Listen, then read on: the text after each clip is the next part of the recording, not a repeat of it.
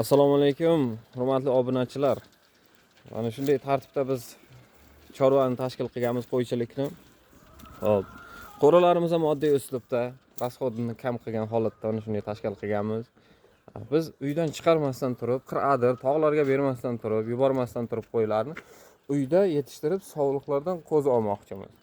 Biz bu tajribani 2 yil mobaynida bir nechta qo'yda bir qiziqib kuzatib ko'rdik. Uydan chiqarmasdan uyda parvarish qilib, bu effekt bergandan keyin mana shunday qilib bir hozir ko'paytirishga qaror qildik. Bu sog'liqlarimiz bu yerda 30 tadan oshiqroq. Buni yana ham rivojlantiramiz.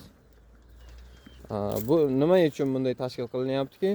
Buni sabablari juda ko'p. Navbatdagi videolarda fikrlashib ketishga harakat qilamiz. Mana yontoqlar yig'ib qo'yibmiz. Endi bular drabilkadan chiqariladi. Beda yemish bilan qo'shilib mana shunday uslubda tashkil qilganmiz.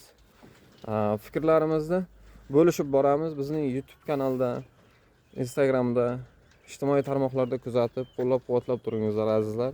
Bundan tashqari tumanimizni, viloyatimizni, Surxondaryo viloyatini, bozorlarini, umuman chorva sohasidagi yangiliklarni sizlar bilan bo'lishib borishga, fikrlashib borishga harakat qilamiz, yoritib borishga harakat qilamiz. Qo'llab-quvvatlab turganlaringiz uchun rahmat, sog' bo'lingizlar. Hammaning ham chorvasiga Alloh baraka bersin.